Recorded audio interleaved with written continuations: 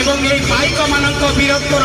अगाध समुद्र होती ए पाइक पुओ माने जो माने कि निज जीवन को पण करी सर्वदा देश मातृकार सेवा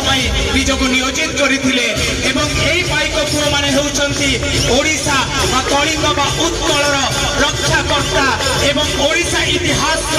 एक विशेष महत्व एमाने बहन करती कारण सेमाने सेमानक जीवन को त्याग करिसंती एवं बलिदान देइसंती एई देश मातृकार रक्षा पाई ओडिशार जो गर्व गौरवर इतिहास को सुदृढ़ करिबा पाई रुधिमंत करिबा पाई एवं गरियान महियान करि दैछंती एई माटीर कीर्ति आज